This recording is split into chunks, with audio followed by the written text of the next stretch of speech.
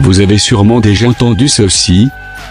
Si quelqu'un te gifle, sur la joue droite, tends-lui l'autre joue. Si, jusqu'ici vous avez toujours imaginé que Jésus vous invite à vous faire gifler, sans broncher, ce n'était pas l'objectif de la démarche.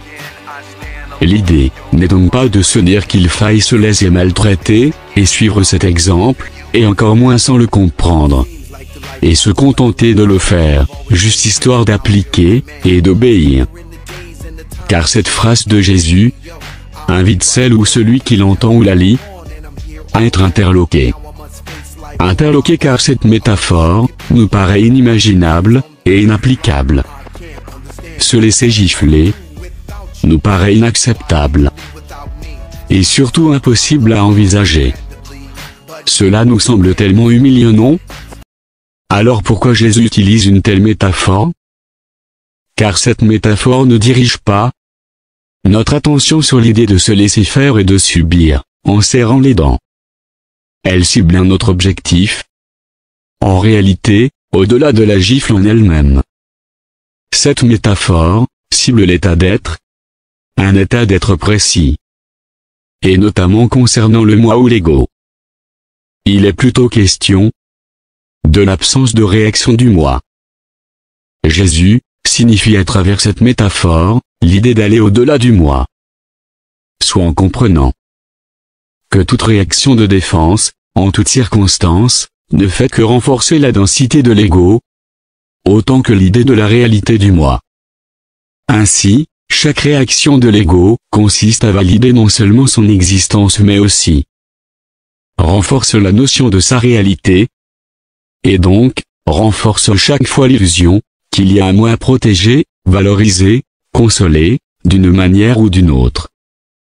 Et Jésus invite à travers cette métaphore à comprendre que celui ou celle qui parvient à ne plus réagir à quoi que ce soit, alors atteint alors l'état suprême, l'état de grâce, celui où l'identification au moi n'existe plus. Non seulement, cette identification n'existe plus, mais la paix et la foi ont pris toute la place en vous. Elles sont devenues qui vous êtes vraiment.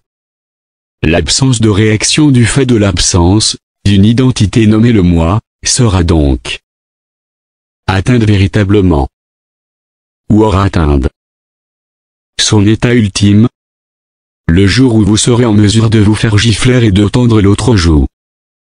Car il n'y aura plus personne en vous qui existe et qui se sentira maltraité ou humilié. Votre ego n'existant plus, tout simplement. Encore faut-il comprendre que le moi est une illusion. Et Jésus le savait. Il n'y a donc plus personne à défendre, à protéger, à honorer, à cajoler, ou encore à plaindre. Jésus, en utilisant cette métaphore, vous invite donc clairement à abandonner votre ego.